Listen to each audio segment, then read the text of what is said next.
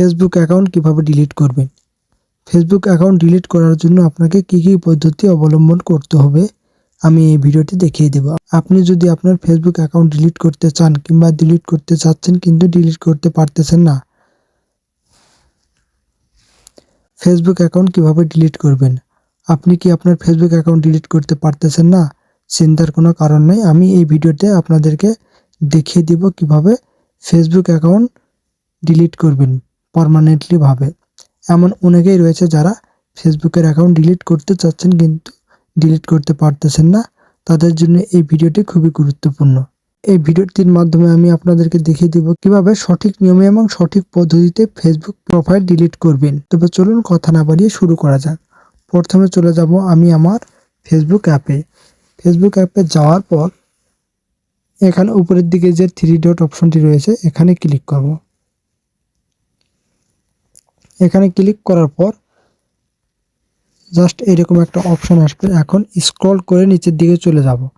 যাওয়ার পরে এখানে লেখা রয়েছে নিচের দিকে settings and privacy.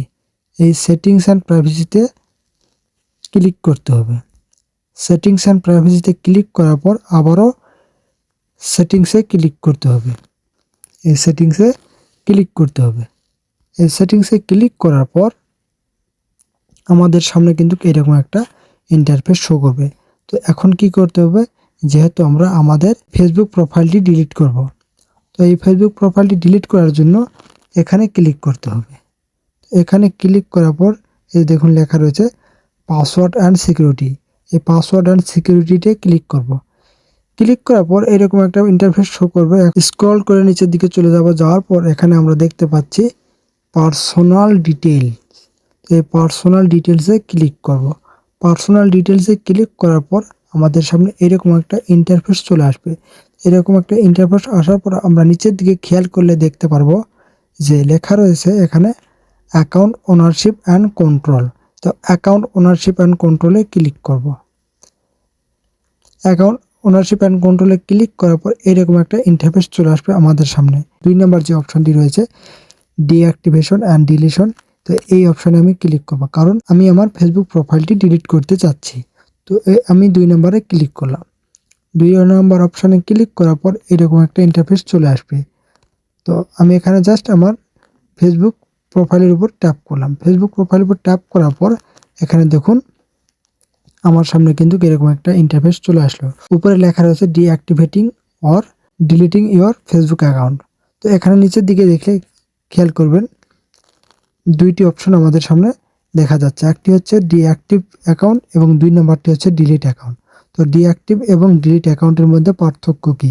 Deactive account বলতে আপনি যদি আপনার এই ফেসবুক অ্যাকাউন্টটি কিছু দিনের জন্য ডিঅ্যাক্টিভ করে রাখতে চান, তাহলে এই ডিঅ্যাক্টিভ অ্যাকাউন্টে ক্লিক করার পর এখানে কন্টিনিউ ক্লিক করবেন। এবং আপনি যদি পার্মানেন্টলি আপনার ফেসবুক প্রোফাইলটি ডিলিট করতে চান, তাহলে 2 নম্বর যে অপশনটি রয়েছে ডিলিট অ্যাকাউন্ট, অর্থাৎ লেখা রয়েছে deleting your account is permanent, অর্থাৎ 2 নম্বর অ্যাকাউন্টটি সিলেক্ট করার পর কন্টিনিউ ক্লিক করতে হবে।